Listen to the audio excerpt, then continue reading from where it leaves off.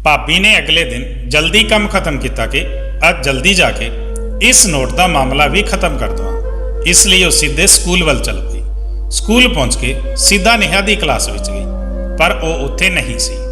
उसके दोस्तों ने दस्या कि वह दूजी क्लास में है टीचर के नाल। भाभी उस क्लास में गई तो बगैर लोग किते दरवाजा खोल दिता ते दरवाजा खोल के देखा तो जो मंजर भाभी दियां अखां दे सामने सी, उसने भाभी नूं अंदर तक हिला दिता, जिवें पूरा आसमान भाभी दे सिर ते आके डिग पिया होवे। उस टीचर ने नेहा नूं फड़िया होया सी ते उस नाल मेरा नां स्नेहा है, मेरे भरा दा नां सूरज है ते मेरी भाभी दा नां सरोज है। उन्हां दी इक प्यारी जही 8 साल दी कुड़ी है जिसदा नां नेहा है। नेहा स्कूल जाया करदी सी। वो पढ़ाई विच बहुत ज़्यादा होशियार सी ते उसनूं खेड कूद दा भी बहुत शौक सी। वो एक समझदार कुड़ी सी, हर किसी की नज़र विच बहुत चंगी ते हर काम नूं करन विच सब तो अगे रहिंदी सी। खानदान विच भी उसनूं सब समझदार ते दिमागदार कहंदे सन। पर हुण भाभी बहुत परेशान रहन लगी सी, क्योंकि नेहा हुण कोई काम नहीं करती। उसका किसी काम विच दिल नहीं लगता। पढ़न नूं कहंदी तां वो रोण लग जांदी। उसदे बदले बदले व्यवहार नूं वो पिछले 3 हफ्तियां तो नोट कर रही सी। अज भी वो आके सीधा कमरे विच जाके सो गई। जदों भाभी कमरे विच गई तां बहुत हैरान रह गई। वो कदे भी अपने कपड़े बदले बिना नहीं सोंदी सी। फिर भाभी ने भी सोचा कि शायद ज़्यादा थक गई है, इसलिए आउंदे ही सो गई। भाभी कमरे की लाइट बंद करके रसोई विच चली गई ते खाने की तैयारी करना शुरू कर दिता। खाना बनाउंदे बनाउंदे 4 घंटे लग गए। इस विचाले उन्होंने नेहा नूं तीजी बार पुकारिया, पर वो नहीं आई। उस तो बाद भाभी नूं गुस्सा आया तां भाभी खाना मेज़ ते रख के कमरे विच चली आई। लाइट चालू करके भाभी ने उसनूं सख्ती नाल पुकारिया, नेहा उठ जा, बहुत सो लई, तेरे कोल 1 मिनट का समा है। जे तू 1 मिनट के अंदर अंदर नहीं आई तो मैं बहुत बुरा व्यवहार करूँगी। तेरे नखरे ही नहीं खत्म हो रहे। शायद वो भाभी के गुस्से तो डर गई सी। उसे समय वो बैड तो एकदम जल्दी नाल उतर गई। उदों भाभी ने देखा तो उसके हत्थ कंब रहे सी। भाभी नूं शर्मिंदगी होई कि छोटी जी बच्ची नूं इन्नी तेज गुस्सा किया। उस कोल आई ते प्यार नाल हौली जी बोली कि नेहा पुत्र, कपड़े बदल के नीचे आ जा, खाना ठंडा हो रहा है, फिर स्कूल का काम भी तो करना है मेरे पुत ने। भाभी ने प्यार करते हुए सीने नाल ला के कहा, पर वो गुस्सा करन दी वजह करके उन्हां दे नाल होर जोर नाल चिपक गई। उसका इदां दा व्यवहार देख के भाभी हैरान हो गई सी। वो इवें बर्ताव क्यों कर रही सी? शायद भाभी ने ज़्यादा गुस्सा कर दिता सी, इसलिए उसने कहा, मैनू माफ़ कर दे मेरी धी, मैनू ख्याल करना चाहिए सी। अज दे बाद इदां नहीं होवेगा, चल हुण फ्रेश हो जा, फिर मम्मी अपने हत्थ नाल खाना खिलावेगी। उसनूं अपने तो अलग करती हुई भाभी बोली ते फिर उसनूं बाथरूम भेज दिता ते खुद रसोई विच आ गई। रसोई विच आके भाभी ने सारा खाना मेज़ ते लगाया ते भाभी उसका इंतज़ार करन लग गई। 15 मिनट हो गए तो भाभी ने उसनूं आवाज़ दी कि पुत आ जा, खाना खावांगे, पर कोई जवाब नहीं आया। भाभी ने सोचा शायद कपड़े बदल रही होगी। भाभी ने खाना प्लेट विच पाया ते घड़ी विच समा देखा, फिर मोबाइल उठा के मोबाइल देखण लगी, पर 1 घंटा गुजर गया, वो नहीं आई। हुण दी वार भाभी खुद कमरे विच गई ते बाथरूम का दरवाजा खुलिया। वो भाभी दे सामने ही खड़ी सी। उसनूं देख के भाभी का सिर एकदम चकरा गया सी। वो अपने नाखूनां नाल अपने हत्थ ते अपने चेहरे नूं नोच रही सी ते नाल ही अपने कपड़े भी गिले कर रही सी। भाभी अगे वधी ते उसनूं टैंकी तो दूर करके टैंकी बंद कर दी। ये की कीता तूं? सारे कपड़े गिले क्यों कर दिते? भाभी नूं गुस्सा आउण लग्या सी, पर वो शांत खड़ी सी। भाभी उसनूं सवाल कर रही सी, पर नेहा दा रंग फीका पै गया। वो पलट के बोली, कुछ नहीं किता, जिवें कोई चोरी फड़े जाण दा डर होवे। भाभी बोली, नेहा देख तू अपना की हाल कर रहा है। भाभी बांह तो फड़ के कमरे विच लै गई। नेहा बोली, मैनू गर्मी लग रही है। भाभी बोली, गर्मी लग रही है? मौसम देख, ठंड आउण वाली है ते ठंड हो रही है ते तैनू गर्मी लग रही है। भाभी गुस्से नाल बोली कि पुत क्यों दुखी कर रही है तू मैनू इन्ना? नेहा रोंदे हुए बोली कि मम्मी मैनू माफ़ कर दो, कृपा करके मेरे ते गुस्सा ना हो, मैं इस तो बाद इदां कुछ नहीं करूँगी। वो भाभी की चुन्नी फड़े हुए ये सब बोल रही सी। फिर भाभी ने उसनूं प्यार किया ते फिर उसके कपड़े बदल के बाहर ले आई। खुद खाना खिलाया ਤੇ ਫਿਰ ਬਹੁਤ ਮੁਸ਼ਕਿਲ ਨਾਲ ਉਸ ਦਾ ਕੰਮ ਕਰਵਾਇਆ। ਉਹ ਕਿਸੇ ਵੀ ਹਾਲਤ ਵਿੱਚ ਕੰਮ ਨਹੀਂ ਕਰਨਾ ਚਾਹੁੰਦੀ ਸੀ। ਪਹਿਲਾਂ ਭਾਬੀ ਨੇ ਉਸ ਦਾ ਕੰਮ ਪੂਰਾ ਕਰਵਾਇਆ, ਫਿਰ ਟੀਵੀ ਚਾਲੂ ਕਰ ਦਿੱਤਾ। ਫਿਰ ਕੁਝ ਦੇਰ ਬਾਅਦ ਮੈਂ ਰਸੋਈ ਦਾ ਸਾਰਾ ਕੰਮ ਕਰਕੇ ਕਮਰੇ ਵਿੱਚ ਆਈ। ਫਿਰ ਮੈਂ ਉਸ ਨੂੰ ਸੌਣ ਨੂੰ ਕਿਹਾ। ਉਹ ਤਾਂ ਜਿਵੇਂ ਕਮਰੇ ਵਿੱਚ ਜਾਣ ਦੇ ਲਈ ਤਿਆਰ ਬੈਠੀ ਸੀ। ਮੇਰੇ ਕਹਿਣ ਤੇ ਤੁਰੰਤ ਕਮਰੇ ਵੱਲ ਭੱਜ ਗਈ। ਮੈਂ ਬਹੁਤ ਜ਼ਿਆਦਾ ਹੈਰਾਨ ਹੋਈ। ਜ਼ਿਆਦਾਤਰ ਤਾਂ ਉਸ ਨੂੰ ਟੀਵੀ ਦੇ ਸਾਹਮਣੇ ਉੱਠਣ ਦੇ ਲਈ ਕਈ ਵਾਰ ਕਹਿਣਾ ਪੈਂਦਾ ਸੀ, ਪਰ ਅੱਜ ਉਹ ਪਹਿਲੀ ਵਾਰ ਕਹਿਣ ਤੇ ਹੀ ਉੱਠ ਕੇ ਚਲੀ ਗਈ। ਭਾਬੀ ਵੀ ਸਾਰਾ ਦਿਨ ਕੰਮ ਤੋਂ ਵਿਹਲੀ ਹੋ ਕੇ ਕਮਰੇ ਵਿੱਚ ਆ ਕੇ ਲੇਟ ਗਈ। ਭਾਬੀ ਉਦੋਂ ਸੋਚ ਹੀ ਰਹੀ ਸੀ ਕਿ ਮੇਰੀ ਕੁੜੀ ਨੂੰ ਕੀ ਹੋਇਆ ਹੈ। ਉਦੋਂ ਨੇਹਾ ਹੜਬੜਾ ਕੇ ਉੱਠ ਗਈ। ਕੁੜੀ ਦੀ ਆਵਾਜ਼ ਸੁਣ ਕੇ ਭਾਬੀ ਵੀ ਉੱਠ ਗਈ। ਜਦੋਂ ਭਾਬੀ ਨੇ ਲਾਈਟ ਚਾਲੂ ਕੀਤੀ ਤਾਂ ਨੇਹਾ ਨੂੰ ਦੇਖਿਆ ਤਾਂ ਨੇਹਾ ਦਾ ਪੂਰਾ ਚਿਹਰਾ ਪਸੀਨੇ ਨਾਲ ਭਿੱਜ ਰਿਹਾ ਸੀ। ਉਦੋਂ ਭਾਬੀ ਨੇ ਕਿਹਾ, ਮੇਰੀ ਬੱਚੀ ਕੀ ਹੋਇਆ? ਮੈਂ ਇੱਥੇ ਹੀ ਹਾਂ। ਉਹ ਉਸ ਨੂੰ ਸੀਨੇ ਨਾਲ ਲਾ ਕੇ ਬੋਲੀ। ਉਹ ਬੁਰੀ ਤਰੀਕੇ ਨਾਲ ਕੰਬ ਰਹੀ ਸੀ। ਭਾਬੀ ਬੋਲੀ, ਕੀ ਹੋਇਆ? ਕੀ ਕੋਈ ਬੁਰਾ ਸੁਪਨਾ ਦੇਖਿਆ ਹੈ? ਭਾਬੀ ਤੇ ਪੁੱਛਣ ਨੇ ਉਸਨੇ ਸਿਰ ਹਿਲਾਇਆ, ਪਰ ਉਸਦੇ ਚਿਹਰੇ ਤੇ ਭਾਬੀ ਨੂੰ ਅਜੀਬ ਤਰ੍ਹਾਂ ਦੀ ਘਬਰਾਹਟ ਨਜ਼ਰ ਆਈ, ਜਿਵੇਂ ਉਹ ਕਹਿਣਾ ਚਾਹੁੰਦੀ ਹੋਵੇ ਪਰ ਕਹਿ ਨਹੀਂ ਪਾ ਰਹੀ ਹੋਵੇ। ਭਾਬੀ ਪੁੱਛਦੀ ਤਾਂ ਉਹ ਦੱਸਦੀ ਵੀ ਨਹੀਂ ਸੀ। ਹੁਣ ਭਾਬੀ ਉਸ ਨੂੰ ਲੈ ਕੇ ਪਰੇਸ਼ਾਨ ਰਹਿਣ ਲੱਗੀ ਸੀ, ਪਰ ਭਾਬੀ ਨੇ ਉਸ ਨੂੰ ਕਿਹਾ ਕਿ ਕੋਈ ਗੱਲ ਨਹੀਂ, ਤੂੰ ਤਾਂ ਬਹਾਦਰ ਹੈ, ਐਵੇਂ ਡਰਦੇ ਨਹੀਂ। ਉਸ ਨੂੰ ਆਪਣੇ ਨਾਲ ਪਾਉਂਦੀ ਹੋਈ ਭਾਬੀ ਬੋਲੀ ਤੇ ਥੋੜੀ ਹੀ ਦੇਰ ਵਿੱਚ ਉਹ ਗੂੜੀ ਨੀਂਦ ਵਿੱਚ ਸੋ ਚੁੱਕੀ ਸੀ। ਉਸ ਨੂੰ ਚੈਨ ਤੇ ਸਕੂਨ ਨਾਲ ਸੌਂਦਾ ਦੇਖ ਕੇ ਭਾਬੀ ਵੀ ਲਾਈਟ ਬੰਦ ਕਰਕੇ ਸੋ ਗਈ। ਸਵੇਰੇ ਜਦੋਂ ਉਸ ਨੂੰ ਸਕੂਲ ਲਈ ਉਠਾਇਆ ਤਾਂ ਉਹ ਸਕੂਲ ਨਾ ਜਾਣ ਦੀ ਜਿੱਦ ਕਰਨ ਲੱਗੀ। ਕਹਿ ਰਹੀ ਸੀ ਕਿ ਮੈਨੂੰ ਪੜ੍ਹਨਾ ਨਹੀਂ ਹੈ, ਮੈਂ ਘਰ ਵਿੱਚ ਹੀ ਰਹੂੰਗੀ, ਤੁਹਾਡੇ ਨਾਲ ਕੰਮ ਕਰੂੰਗੀ। ਭਾਬੀ ਉਸ ਦੀ ਗੱਲ ਸੁਣ ਕੇ ਹੈਰਾਨ ਰਹਿ ਗਈ ਕਿ ਉਹ ਤਾਂ ਪੜ੍ਹਾਈ ਦੀ ਮਾਲਾ ਜਪਦੀ ਰਹਿੰਦੀ ਸੀ। ਕਹਿੰਦੀ ਰਹਿੰਦੀ ਸੀ ਕਿ ਮੈਂ ਪੜ੍ਹਾਈ ਕਰੂੰਗੀ, ਪੜ੍ਹਾਈ ਕਰਕੇ ਮੈਂ ਵੱਡੀ ਅਫਸਰ ਬਣੂੰਗੀ, ਤੇ ਹੁਣ ਨਾ ਪੜ੍ਹਨ ਦਾ ਕਹਿਣਾ। ਉਸ ਦੀਆਂ ਇਹ ਸਭ ਅਜੀਬ ਹਰਕਤਾਂ ਭਾਬੀ ਨੂੰ ਬਹੁਤ ਜ਼ਿਆਦਾ ਪਰੇਸ਼ਾਨ ਕਰਨ ਲੱਗੀਆਂ ਸੀ। ਗੁੱਸਾ ਕਰਕੇ ਭਾਬੀ ਨੇ ਉਸ ਨੂੰ ਤਿਆਰ ਕੀਤਾ ਤੇ ਸਕੂਲ ਭੇਜ ਦਿੱਤਾ। ਸਵੇਰੇ ਸਕੂਲ ਲਈ ਉਹ ਵੈਨ ਵਿੱਚ ਜਾਂਦੀ ਸੀ ਤੇ ਦੁਪਹਿਰ ਵਿੱਚ ਵੀ ਉਹੀ ਛੱਡਣ ਆਉਂਦੀ ਸੀ। ਦੁਪਹਿਰੇ ਜਦੋਂ ਸਕੂਲੋਂ ਆਈ ਤਾਂ ਬੈਗ ਮੇਜ਼ ਤੇ ਰੱਖ ਕੇ ਉਹ ਕਮਰੇ ਵਿੱਚ ਚਲੀ ਗਈ। ਭਾਬੀ ਕਮਰੇ ਵਿੱਚ ਗਈ ਤਾਂ ਉਸ ਨੂੰ ਬਿਸਤਰ ਤੇ ਸੌਂਦਾ ਹੋਇਆ ਦੇਖਿਆ ਤਾਂ ਭਾਬੀ ਨੇ ਕਿਹਾ, ਨੇਹਾ ਅੱਜ ਨਹੀਂ ਸੌਣਾ, ਉੱਠ ਜਾ, ਕੱਲ ਵੀ ਤੂੰ ਟਿਊਸ਼ਨ ਨਹੀਂ ਗਈ, ਉੱਠ ਜਾ, ਸ਼ਾਬਾਸ਼। ਭਾਬੀ ਨੇ ਉਸ ਨੂੰ ਜ਼ਬਰਦਸਤੀ ਉਠਾਇਆ ਤੇ ਉਸ ਦੇ ਕੱਪੜੇ ਬਦਲ ਕੇ ਉਸ ਨੂੰ ਖਾਣਾ ਖਿਲਾਇਆ ਤੇ ਉਸ ਨੂੰ ਟਿਊਸ਼ਨ ਭੇਜ ਦਿੱਤਾ। ਸਵੇਰ ਦੀ ਤਰ੍ਹਾਂ ਉਹ ਟਿਊਸ਼ਨ ਵੀ ਰੋਕ ਕੇ ਗਈ ਸੀ। ਭਾਬੀ ਉਲਝੀ ਪਰੇਸ਼ਾਨੀ ਵਿੱਚ ਸੋਚਦੀ ਰਸੋਈ ਵਿੱਚ ਆ ਗਈ ਤੇ ਥੋੜੀ ਦੇਰ ਬਾਅਦ ਘਰ ਦਾ ਗੇਟ ਵੱਜਾ ਤਾਂ ਉਹ ਬਾਹਰ ਆਈ। ਗੇਟ ਖੋਲ੍ਹਿਆ ਤਾਂ ਨੇਹਾ ਸੀ। ਥੱਕੀ ਉਹ ਘਰ ਵਿੱਚ ਆਈ ਤੇ ਪ੍ਰਣਾਮ ਕਿਹਾ। ਭਾਬੀ ਨੇ ਪ੍ਰਣਾਮ ਦਾ ਜਵਾਬ ਦਿੱਤਾ ਤੇ ਫਿਰ ਉਹ ਵਿਹੜੇ ਵਿੱਚ ਆ ਗਈ ਤੇ ਫਿਰ ਉਹ ਆ ਕੇ ਵਿਹੜੇ ਵਿੱਚ ਪਈ ਇੱਕ ਚਾਰਵਾਈ ਤੇ ਬੈਠ ਗਈ। ਭਾਬੀ ਨੇ ਉਸ ਨੂੰ ਦੇਖਿਆ ਤਾਂ ਉਹ ਖੋਈ ਲੱਗ ਰਹੀ ਸੀ। ਨੇਹਾ ਕੀ ਗੱਲ ਹੈ, ਐਵੇਂ ਕਿਉਂ ਬੈਠੀ ਹੈ? ਕੁਝ ਨਹੀਂ ਮੰਮੀ, ਮੈਂ ਤਾਂ ਬਸ ਇਦਾਂ ਹੀ, ਉਹ ਹਕਲਾ ਕੇ ਬੋਲੀ। ਉਸ ਦਾ ਚਿਹਰਾ ਬਹੁਤ ਖੌਫ ਵਿੱਚ ਲੱਗ ਰਿਹਾ ਸੀ ਤੇ ਉਸ ਦਾ ਚਿਹਰਾ ਇੱਕਦਮ ਸਫੇਦ ਹੋ ਗਿਆ ਸੀ। ਉਸ ਦਾ ਚਿਹਰਾ ਦੇਖ ਕੇ ਭਾਬੀ ਨੂੰ ਵੀ ਖੌਫ ਆ ਰਿਹਾ ਸੀ। ਉਸ ਦਾ ਹੱਥ ਫੜ ਕੇ ਭਾਬੀ ਨੇ ਉਸ ਨੂੰ ਆਪਣੇ ਕੋਲ ਬਿਠਾਇਆ ਤੇ ਫਿਰ ਪੁੱਛਿਆ, ਕੀ ਗੱਲ ਹੈ, ਇਸ ਤਰ੍ਹਾਂ ਨਾਲ ਕਿਉਂ ਡਰ ਰਹੀ ਹੈ? ਕੀ ਸਕੂਲ ਵਿੱਚ ਕਿਸੇ ਨਾਲ ਝਗੜਾ ਹੋਇਆ ਹੈ? ਨੇਹਾ ਬੋਲੀ, ਨਹੀਂ ਮੰਮੀ, ਮੈਂ ਕਿਉਂ ਲੜਾਈ ਕਰੂੰਗੀ ਭਲਾ। ਫਿਰ ਉਹ ਹੜਬੜਾ ਕੇ ਬੋਲੀ ਤੇ ਫਿਰ ਉੱਠ ਕੇ ਉਹ ਅੰਦਰ ਭੱਜ ਗਈ। ਭਾਬੀ ਨੂੰ ਸ਼ੱਕ ਹੋਇਆ ਕਿ ਉਹ ਭਾਬੀ ਨੂੰ ਝੂਠ ਬੋਲ ਰਹੀ ਹੈ, ਪਰ ਫਿਲਹਾਲ ਲਈ ਭਾਬੀ ਨੇ ਕੁਝ ਪੁੱਛਣਾ ਸਹੀ ਨਹੀਂ ਸਮਝਿਆ। ਅਗਲੇ ਦਿਨ ਨੇਹਾ ਆਪਣੇ ਕਲਰ ਵਾਲੀ ਬੁੱਕ ਲੈ ਕੇ ਗਈ। ਭਾਬੀ ਨੇ ਪੁੱਛਿਆ ਕਿ ਅੱਜ ਤਾਂ ਉਸ ਦਾ ਪੇੜ ਨਹੀਂ ਹੈ, ਸ਼ਨੀਵਾਰ ਨੂੰ ਹੋਵੇਗਾ, ਤਾਂ ਉਹ ਬਹਾਨਾ ਬਣਾ ਕੇ ਬੋਲੀ ਕਿ ਨਹੀਂ, ਅੱਜ ਵੀ ਪੀਰੀਅਡ ਹੈ, ਅੱਜ ਕਲਰ ਬੁੱਕ ਦਾ ਕਰੈਕਸ਼ਨ ਹੈ। ਭਾਬੀ ਨੇ ਵੀ ਕੁਝ ਨਹੀਂ ਕਿਹਾ। ਦੁਪਹਿਰ ਜਦੋਂ ਉਹ ਘਰ ਆਈ ਤਾਂ ਉਸ ਦਾ ਯੂਨੀਫਾਰਮ ਬਹੁਤ ਜ਼ਿਆਦਾ ਗੰਦਾ ਹੋ ਰਿਹਾ ਸੀ। ਭਾਬੀ ਨੇ ਪੁੱਛਿਆ, ਬੇਟਾ ਇੰਨੀ ਯੂਨੀਫਾਰਮ ਗੰਦੀ ਕਿਵੇਂ ਹੋ ਗਈ?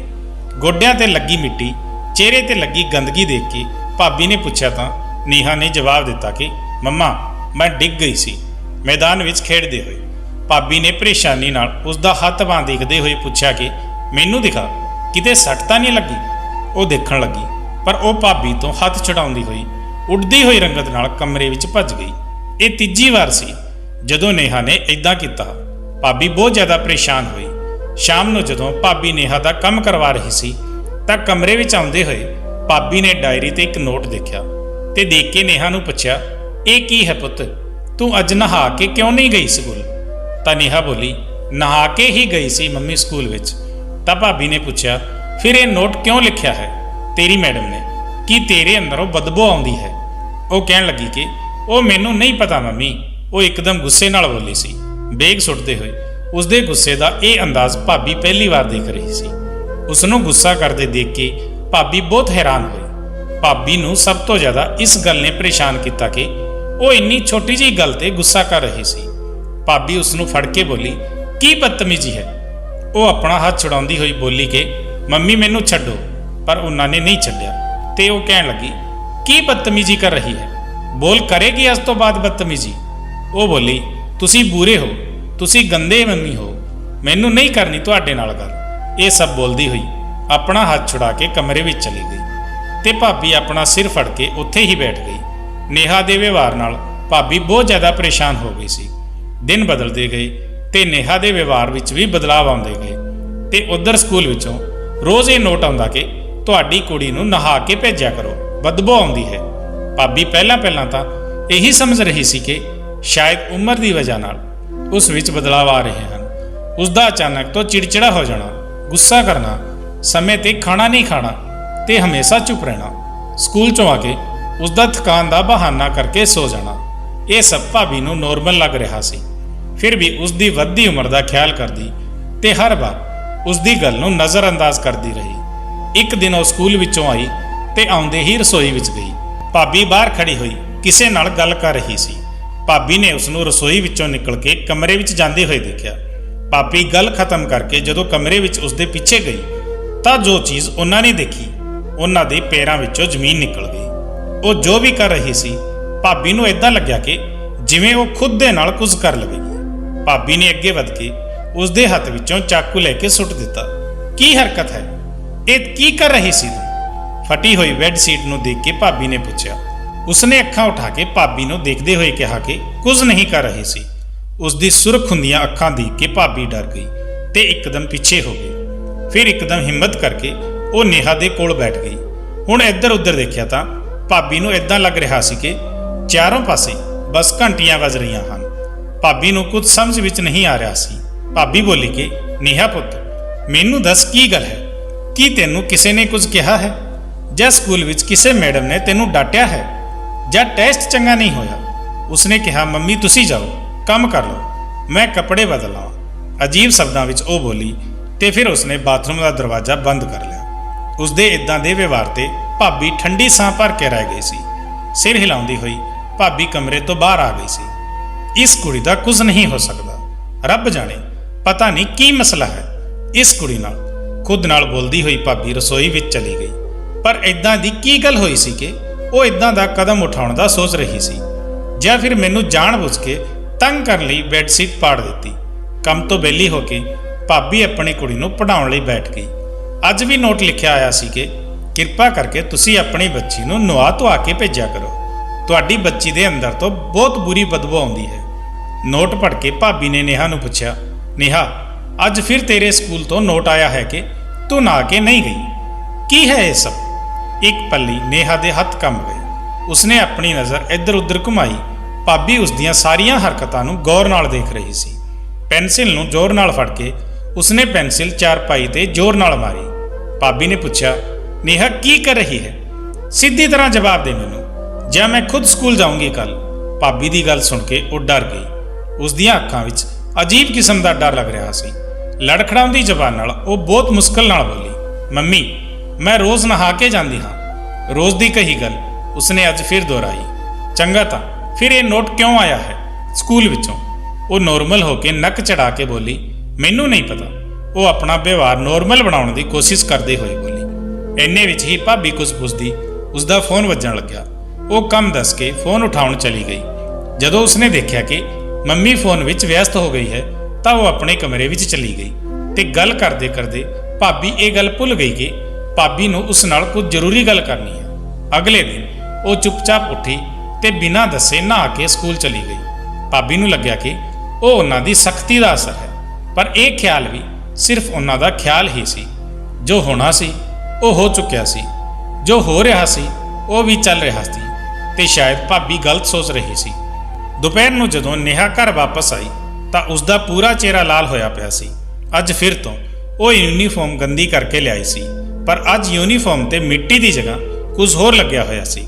ਭਾਬੀ ਨੇ ਦੇਖਿਆ ਤੇ ਚੀਖੀ ਕਿ ਨੇਹਾ ਇਹ ਸਭ ਕੀ ਹੈ? ਹੁਣ ਇਹ ਦਾਗ ਕਿਵੇਂ ਜਾਵੇਗਾ? ਕੀ ਕਰਾਂ ਮੈਂ ਤੇਰਾ? ਤੂੰ ਸਮਝਦੀ ਕਿਉਂ ਨਹੀਂ ਹੈ? ਉਸਦੀ ਡਰੀਆਂ ਹੋਈਆਂ ਅੱਖਾਂ ਨੂੰ ਨਜ਼ਰਅੰਦਾਜ਼ ਕਰਦੇ ਹੋਏ ਭਾਬੀ ਬੋਲੀ ਜਾ ਰਹੀ ਸੀ। ਬੋਲ ਕੇ ਜਦੋਂ ਭਾਬੀ ਥੱਕ ਗਈ ਤੇ ਫਿਰ ਚੁੱਪ ਹੋ ਗਈ ਤਾਂ ਨੇਹਾ ਆਪਣੀ ਡਰੀ ਅੱਖਾਂ ਨਾਲ ਦੇਖਦੀ ਹੋਈ ਕਮਰੇ ਵਿੱਚ ਚਲੀ ਗਈ। ਭਾਬੀ ਉਸ ਨੂੰ ਦੂਰ ਜਾਂਦਾ ਦੇਖ ਰਹੀ ਸੀ, ਜਾਂ ਤਾਂ ਕਮਰੇ ਵਿੱਚ, ਜਾਂ ਖੁਦ ਨਾਲੋਂ ਬਹੁਤ ਦੂਰ, ਜਾਂ ਫਿਰ ਹਰ ਚੀਜ਼ ਤੋਂ ਦੂਰ, ਹੱਸੀ ਤੋਂ ਦੂਰ, ਖੁਸ਼ੀ ਤੋਂ ਦੂਰ। ਖੈਰ, ਇਹ ਸਭ ਤਾਂ ਸਮੇਂ ਦੇ ਉੱਪਰ ਸੀ। ਭਾਬੀ ਵੀ ਉਸਦੇ ਪਿੱਛੇ ਕਮਰੇ ਵਿੱਚ ਚਲੀ ਗਈ ਤਾਂ ਕਮਰੇ ਵਿੱਚ ਪਾਣੀ ਡਿੱਗਣ ਦੀ ਆਵਾਜ਼ ਆ ਰਹੀ ਸੀ। ਯਕੀਨਨ ਉਹ ਨਹਾ ਰਹੀ ਸੀ। ਭਾਬੀ ਉੱਥੇ ਬੈੱਡ ਤੇ ਬੈਠ ਗਈ। ਥੋੜੀ ਦੇਰ ਬਾਅਦ ਨੇਹਾ ਸਾਫ਼ ਕੱਪੜੇ ਪਹਿਨ ਕੇ ਬਾਥਰੂਮ ਤੋਂ ਨਿਕਲੀ। ਭਾਬੀ ਨੂੰ ਦੇਖ ਕੇ ਉਸਨੇ ਨਜ਼ਰ ਫੇਰ ਲਈ। ਸ਼ਾਇਦ ਨਾਰਾਜ਼ ਸੀ, ਬਹੁਤ ਨਾਰਾਜ਼। ਭਾਬੀ ਨੇ ਉਸਦਾ ਹੱਥ ਫੜ ਕੇ ਆਪਣੇ ਗਲ ਲਗਾਇਆ। ਉਸਦੀ ਖਾਲੀ ਨਜ਼ਰਾਂ ਭਾਬੀ ਦੇ ਅੰਦਰ ਤੱਕ ਚਲੀ ਗਈ ਸੀ। ਉਸਨੂੰ ਆਪਣੇ ਸੀਨੇ ਨਾਲ ਲਾਏ ਭਾਬੀ ਬਹੁਤ ਦੇਰ ਤੱਕ ਉਸਦੀ ਪਿੱਠ ਸਹਿਲਾਉਂਦੀ ਰਹੀ, ਪਰ ਉਹ ਨਹੀਂ ਰੋਈ। ਪਰ ਭਾਬੀ ਰੋ ਪਈ। ਜਦੋਂ ਸੰਤਾਨ ਦੂਰ ਹੋਣ ਲੱਗੇ ਤਾਂ ਮਾਂ ਨੂੰ ਤਕਲੀਫ ਹੁੰਦੀ ਹੈ। ਭਾਬੀ ਵੀ ਉਹੀ ਤਕਲੀਫ ਮਹਿਸੂਸ ਕਰ ਰਹੀ ਸੀ। ਭਾਬੀ ਉਸਨੂੰ ਕੁਝ ਪੁੱਛਣ ਦੀ ਬਜਾਏ ਉਸਨੂੰ ਆਪਣੇ ਨਾਲ ਲੈ ਕੇ ਖਾਣੇ ਦੀ ਮੇਜ਼ ਤੇ ਲੈ ਆਈ। ਖਾਣਾ ਖਿਲਾਇਆ ਤੇ ਉਸਨੂੰ ਟਿਊਸ਼ਨ ਭੇਜ ਦਿੱਤਾ। ਭਾਬੀ ਸੱਚ ਵਿੱਚ ਬਹੁਤ ਹੀ ਜ਼ਿਆਦਾ ਉਲਝਣ ਵਿੱਚ ਸੀ। ਸ਼ਾਮ ਤੱਕ ਭਾਬੀ ਉਸਦਾ ਇੰਤਜ਼ਾਰ ਕਰਦੀ ਰਹੀ। ਇੱਕ ਪਲ ਲਈ ਵੀ ਭਾਬੀ ਦੇ ਦਿਮਾਗ ਵਿੱਚੋਂ ਉਸਦਾ ਖਿਆਲ ਨਹੀਂ ਹਟਿਆ ਸੀ। ਸ਼ਾਮ ਨੂੰ ਜਦੋਂ ਉਹ ਵਾਪਸ ਆਈ ਤੇ ਖੁਦ ਹੀ ਸਕੂਲ ਬੈਗ ਲੈ ਕੇ ਬੈਠ ਗਈ। ਭਾਬੀ ਨੇ ਰੱਬ ਦਾ ਧੰਨਵਾਦ ਕੀਤਾ ਕਿ ਅੱਜ ਉਹਨਾਂ ਨੂੰ ਆਪਣੀ ਕੁੜੀ ਨੂੰ ਕਹਿਣਾ ਨਹੀਂ ਪਿਆ। ਉਹ ਖੁਦ ਹੀ ਪੜ੍ਹ ਰਹੀ ਸੀ। ਕੰਮ ਤੋਂ ਵਿਹਲੀ ਹੋ ਕੇ ਭਾਬੀ ਵੀ ਉਸਦੇ ਕੋਲ ਬੈਠ ਗਈ। ਉਹ ਖਾਮੋਸ਼ੀ ਨਾਲ ਆਪਣਾ ਕੰਮ ਕਰਦੀ ਰਹੀ। ਭਾਬੀ ਉਸਨੂੰ ਦੇਖਦੀ ਰਹੀ। ਡਾਇਰੀ ਖੋਲ੍ਹ ਕੇ ਦੇਖੀ ਤਾਂ ਅੱਜ ਵੀ ਉਹੀ ਨੋਟ ਸੀ। ਭਾਬੀ ਨੇ ਨੇਹਾ ਨੂੰ ਦੇਖਿਆ। ਨੇਹਾ ਵੀ ਭਾਬੀ ਨੂੰ ਦੇਖ ਰਹੀ ਸੀ। ਉਹ ਕਦੇ ਡਾਇਰੀ ਦੇਖ ਰਹੀ ਸੀ, ਕਦੇ ਭਾਬੀ ਦਾ ਚਿਹਰਾ ਦੇਖ ਰਹੀ ਸੀ। ਉਸਨੂੰ ਲੱਗਿਆ ਕਿ ਸ਼ਾਇਦ ਅੱਜ ਫਿਰ ਤੋਂ ਉਹੀ ਸਵਾਲ ਕਰੇਗੀ, ਰੋਜ਼ ਦੀ ਤਰ੍ਹਾਂ। ਅੱਜ ਫਿਰ ਭਾਬੀ ਉਸਨੂੰ ਗੁੱਸਾ ਕਰੇਗੀ। ਭਾਬੀ ਦੇਖ ਰਹੀ ਸੀ ਕਿ ਉਸਦੇ ਚਿਹਰੇ ਦਾ ਰੰਗ ਹੌਲੀ-ਹੌਲੀ ਬਦਲ ਰਿਹਾ ਸੀ। ਹੌਲੀ-ਹੌਲੀ ਉਸਦਾ ਚਿਹਰਾ ਸਫੇਦ ਹੋਣ ਲੱਗਿਆ ਸੀ। ਉਹ ਪੈਨਸਿਲ ਨੂੰ ਬਹੁਤ ਜ਼ੋਰ ਨਾਲ ਫੜ ਕੇ ਬੈਠੀ ਸੀ। ਕਦੇ ਉਹ ਕਿਤਾਬ ਖੋਲ੍ਹ ਰਹੀ ਸੀ ਤਾਂ ਕਦੇ ਬੰਦ ਕਰ ਦਿੰਦੀ ਸੀ। ਸ਼ਾਇਦ ਉਹ ਅੱਜ ਕੁਝ ਨਵੀਂ ਗੱਲ ਕਹਿਣਾ ਚਾਹ ਰਹੀ ਸੀ। ਭਾਬੀ ਨੇ ਆਪਣੀਆਂ ਅੱਖਾਂ ਬੰਦ ਕਰਕੇ ਖੁਦ ਨੂੰ ਨੋਰਮਲ ਕੀਤਾ ਤੇ ਫਿਰ ਅੱਖਾਂ ਖੋਲ੍ਹ ਕੇ ਉਸਨੂੰ ਦੇਖਿਆ ਤਾਂ ਉਹ ਉਦੋਂ ਵੀ ਇਦਾਂ ਹੀ ਬੈਠੀ ਸੀ। ਭਾਬੀ ਨੂੰ ਹੈਰਾਨੀ ਇਸ ਗੱਲ ਦੀ ਸੀ ਕਿ ਉਹ ਅੱਜ ਤਾਂ ਨਹਾ ਕੇ ਗਈ ਸੀ। ਫਿਰ ਇਹ ਨੋਟ ਲਿਖਣ ਦੀ ਕੀ ਜ਼ਰੂਰਤ ਬਣਦੀ ਸੀ? ਆਖਰ ਇਹ ਸਭ ਗੱਲ ਕੀ ਸੀ? ਨੇਹਾ ਕੰਮ ਹੋ ਗਿਆ।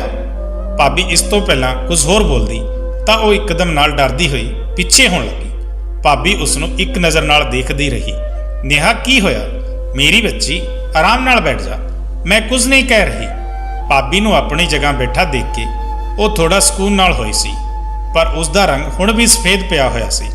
ਭਾਬੀ ਨੇ ਪਿਆਰ ਨਾਲ ਪੁੱਛਿਆ ਕਿ ਕੰਮ ਕਰ ਲਿਆ ਮੇਰੀ ਬੱਚੀ ਨੇ ਸਕੂਲ ਦਾ? ਉਸਨੇ ਕਿਹਾ, ਜੀ ਮੰਮੀ, ਹੋ ਗਿਆ। ਹੌਲੀ ਆਵਾਜ਼ ਵਿੱਚ ਉਹ ਬੋਲੀ ਸੀ।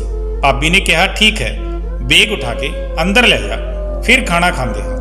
ਉਸਦੀ ਪਿੱਠ ਥਪਥਪਾ ਕੇ ਭਾਬੀ ਬੋਲੀ ਸੀ ਤੇ ਫਿਰ ਖੁਦ ਉੱਠ ਕੇ ਰਸੋਈ ਵਿੱਚ ਆ ਗਈ। ਇਸ ਸਮੇਂ ਬਾਹਰ ਬੈਲ ਵੱਜੀ। ਉਦੋਂ ਹੀ ਭਾਬੀ ਨੇ ਕਿਹਾ, ਨੇਹਾ ਦਰਵਾਜ਼ਾ ਖੋਲ, ਕੌਣ ਹੈ? ਭਾਬੀ ਨੇ ਰਸੋਈ ਵਿੱਚ ਖੜੇ ਹੋਏ ਆਵਾਜ਼ ਦਿੱਤੀ, ਪਰ ਉਹ ਨਹੀਂ ਆਈ।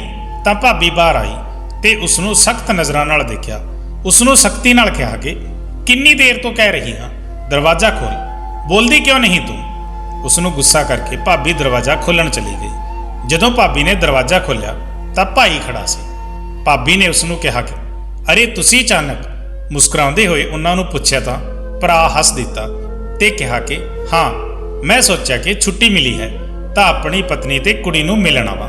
ਭਾਬੀ ਨੇ ਬਾਹਰ ਖੜੇ ਹੋ ਕੇ ਆਵਾਜ਼ ਦਿੱਤੀ ਕਿ ਨੇਹਾ ਦੇਖ ਬਾਹਰ ਕੌਣ ਆਇਆ ਹੈ, ਤੇ ਆਪਣੇ ਪਤੀ ਤੋਂ ਲੈ ਕੇ ਉਹਨਾਂ ਨੇ ਸਮਾਨ ਚਾਰਪਾਈ ਤੇ ਰੱਖਿਆ। ਦੁਬਾਰਾ ਤੋਂ ਭਾਬੀ ਨੇ ਉਸ ਨੂੰ ਆਵਾਜ਼ ਦਿੱਤੀ, ਨੇਹਾ, ਪਰ ਉਹ ਨਹੀਂ ਆਈ।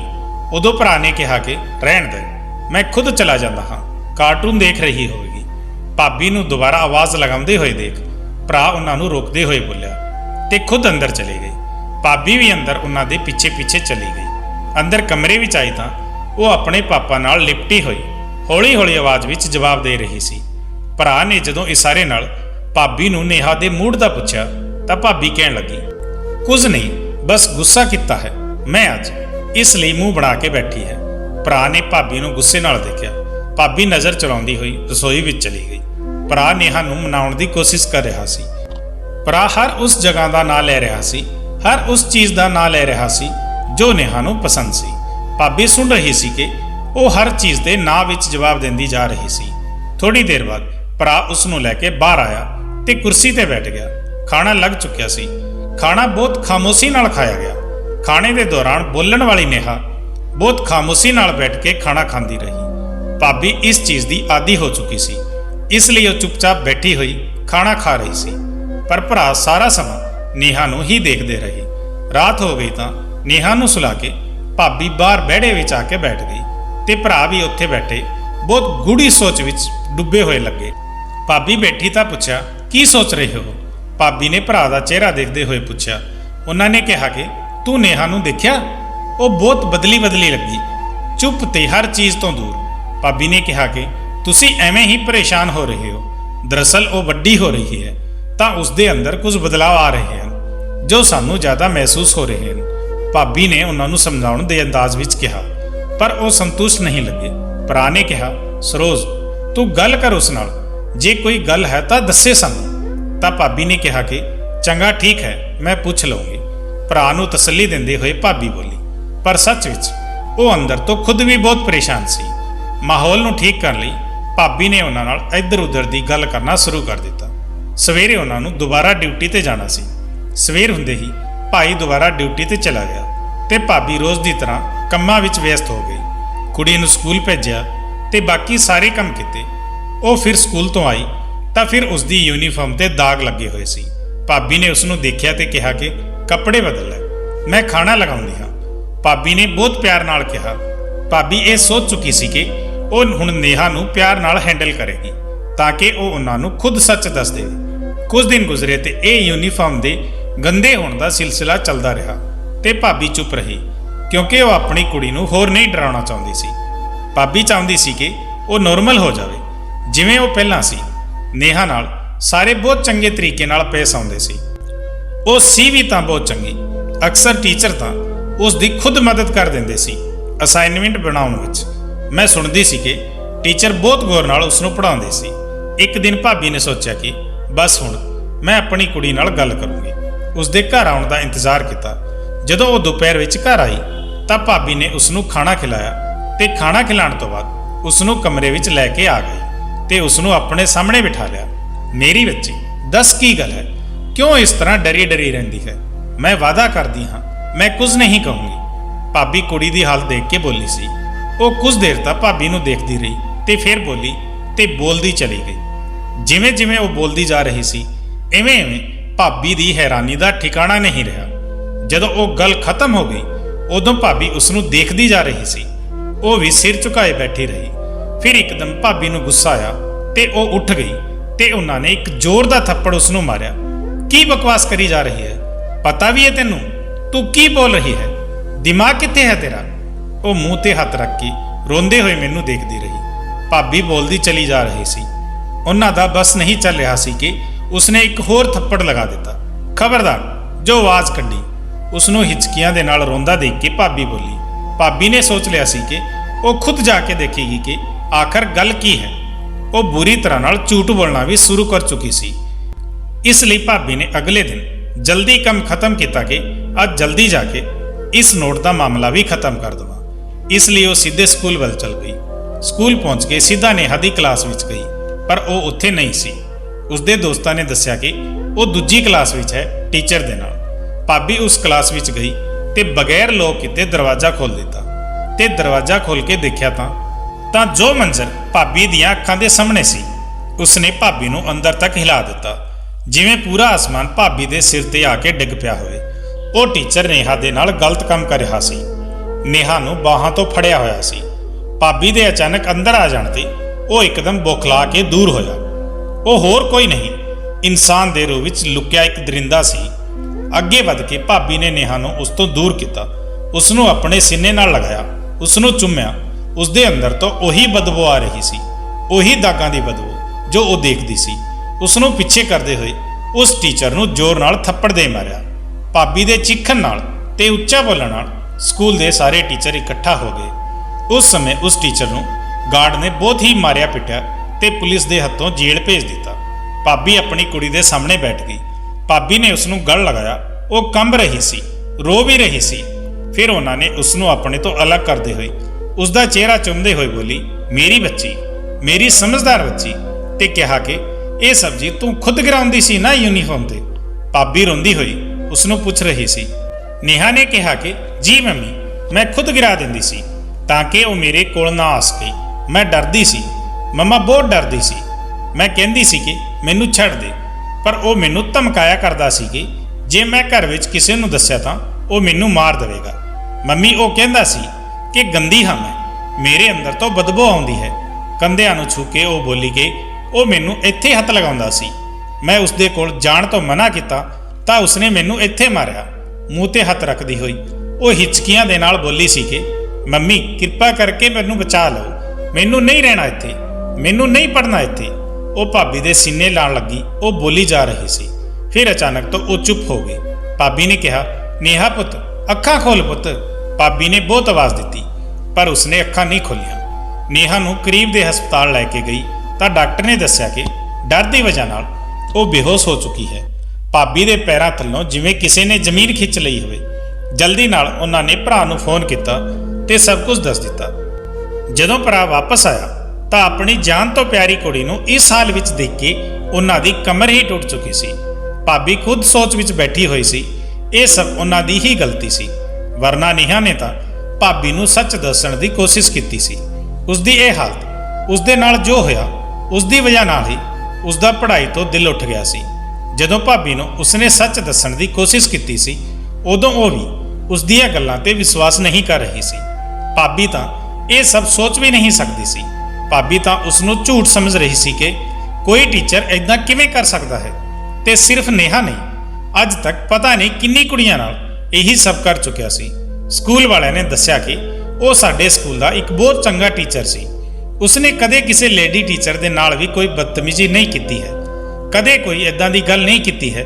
ਇਸ ਲਈ ਉੱਥੇ ਦੇ ਸਟਾਫ ਨੂੰ ਵੀ ਉਹਨਾਂ ਤੇ ਬਹੁਤ ਵਿਸ਼ਵਾਸ ਸੀ ਤੇ ਕਹਿੰਦੇ ਸੀ ਇੱਥੇ ਜਿੰਨੀਆਂ ਵੀ ਟੀਚਰਾਂ ਕੰਮ ਕਰ ਰਹੀਆਂ ਉਹ ਸਭ ਮੇਰੀਆਂ ਭੈਣਾਂ ਹਨ। ਸਾਰੇ ਲੋਕ ਉਹਨਾਂ ਤੇ ਬਹੁਤ ਵਿਸ਼ਵਾਸ ਕਰਨ ਲੱਗੇ ਸੀ, ਉਹਨਾਂ ਦੀ ਗੱਲ ਮੰਨ ਲਈ ਸੀ ਤੇ ਕੋਈ ਨਹੀਂ ਜਾਣਦਾ ਸੀ ਉਹ ਇਨਸਾਨ ਦੇ ਭੇਸ ਵਿੱਚ ਲੁਕਿਆ ਹੋਇਆ ਇੱਕ ਦਰਿੰਦਾ ਸੀ, ਜਿਸ ਦੀ ਵਜ੍ਹਾ ਨਾਲ ਅੱਜ ਨੇਹਾ ਇਸ ਹਾਲਤ ਵਿੱਚ ਸੀ। ਇਸ ਦੇ ਬਾਅਦ ਤੋਂ ਉਹ ਸਮੇਂ ਤੋਂ ਪਹਿਲਾਂ ਵੱਡੀ ਹੋ ਗਈ ਸੀ।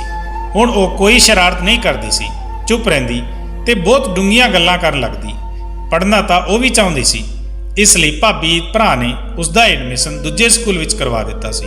ਪਰ ਨੇਹਾ ਦੀ ਮਾਸੂਮੀਅਤ ਹੁਣ ਵਾਪਸ ਨਹੀਂ ਆ ਸਕਦੀ ਸੀ। ਭਰਾ ਵੀ ਹੁਣ ਭਾਬੀ ਤੋਂ ਦੂਰ ਰਹਿਣ ਲੱਗਿਆ ਸੀ। ਭਰਾ ਨੂੰ ਇਸ ਸਭ ਵਿੱਚ ਭਾਬੀ ਦੀ ਹੀ ਗਲਤੀ ਲੱਗਦੀ ਸੀ ਤੇ ਉਹ ਗਲਤ ਵੀ ਨਹੀਂ ਸੀ। ਇਸ ਵਿੱਚ ਸੱਚ ਵਿੱਚ ਹੀ ਭਾਬੀ ਦੀ ਵੀ ਗਲਤੀ ਸੀ। ਉਹ ਉਹਨਾਂ ਦੀ ਲਾਪਰਵਾਹੀ ਦਾ ਹੀ ਨਤੀਜਾ ਸੀ।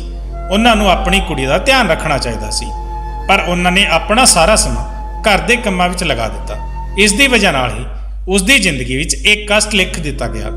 ਉਹ ਦਰਿੰਦਾ ਹੁਣ ਜੇਲ੍ਹ ਵਿੱਚ ਆਪਣੀ ਸਜ਼ਾ ਭੁਗਤ ਰਿਹਾ ਹੈ।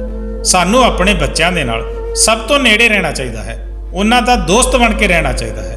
ਉਹਨਾਂ ਨੂੰ ਸਿਖਾਉਣਾ ਚਾਹੀਦਾ ਹੈ ਕਿ ਜੇ ਕੋਈ ਛੋਟੀ ਜਿਹੀ ਵੀ ਹਰਕਤ ਹੋਵੇ ਤਾਂ ਉਹ ਸਾਨੂੰ ਆ ਕੇ ਦੱਸਣ। ਸਾਨੂੰ ਉਹਨਾਂ ਦੇ ਮਾਂ-ਬਾਪ ਹੀ ਨਹੀਂ, ਸਗੋਂ ਉਹਨਾਂ ਦੇ ਦੋਸਤ ਬਣ ਕੇ ਰਹਿਣਾ ਚਾਹੀਦਾ ਹੈ। ਮੇਰੇ ਖੁਦ ਦੇ 2 ਬੱਚੇ ਹਨ ਤੇ ਜਿਸ ਤਰ੍ਹਾਂ ਮੈਂ ਉਹਨਾਂ ਦੀ ਪਰਵਰਿਸ਼ ਕੀਤੀ ਹੈ, ਮੈਂ ਉਹਨਾਂ ਦੀ ਦੋਸਤ ਬਣ ਕੇ ਰਹਿੰਦੀ ਹਾਂ। ਉਹ ਹਰ ਗੱਲ ਮੈਨੂੰ ਆ ਕੇ ਦੱਸਦੇ ਹਨ।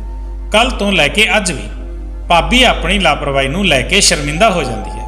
ਤੁਹਾਨੂੰ ਕੀ ਲੱਗਦਾ ਹੈ ਇਸ ਵਿੱਚ ਸਾਰੀ ਗਲਤੀ ਭਾਬੀ ਦੀ ਸੀ? ਜਦੋਂ ਪਹਿਲਾ ਨੋਟ ਆਇਆ ਸੀ ਉਦੋਂ ਹੀ ਜਾ ਕੇ ਭਾਬੀ ਨੂੰ ਸਾਰੀ ਜਾਣਕਾਰੀ ਲੈਣੀ ਚਾਹੀਦੀ ਸੀ। ਸਭ ਤੋਂ ਵੱਡੀ ਗਲਤੀ ਸਕੂਲ ਵਾਲਿਆਂ ਦੀ ਸੀ, ਜਿਸ ਨੇ ਟੀਚਰ ਦੀਆਂ ਗਲਤੀਆਂ ਨੋਟ ਨਹੀਂ ਕੀਤੀਆਂ ਸੀ ਤੇ ਉਸ ਨੂੰ ਨੌਕਰੀ ਤੇ ਰੱਖ ਲਿਆ ਸੀ। ਐਵੇਂ ਦੇ ਬਹੁਤ ਸਕੂਲ ਤੇ ਜਗ੍ਹਾ ਹਨ ਜਿੱਥੇ ਲੋਕ ਇਦਾਂ ਦੀ ਗਲਤੀ ਕਰ ਜਾਂਦੇ ਹਨ। ਤੁਸੀਂ ਸਾਰੇ ਵੀ ਧਿਆਨ ਰੱਖੋ, ਵਰਨਾ ਤੁਹਾਨੂੰ ਵੀ ਇਦਾਂ ਦਾ ਨੁਕਸਾਨ ਉਠਾਉਣਾ ਪੈ ਸਕਦਾ ਹੈ। ਦੋਸਤੋ, ਇਸ ਬਾਰੇ ਤੁਹਾਡੇ ਕੀ ਵਿਚਾਰ ਹਨ? ਆਪਣੇ ਕੀਮਤੀ ਵਿਚਾਰ ਤੇ ਕੀਮਤੀ ਸਲਾਹ ਕਮੈਂਟ ਜ਼ਰੂਰ ਕਰਨਾ।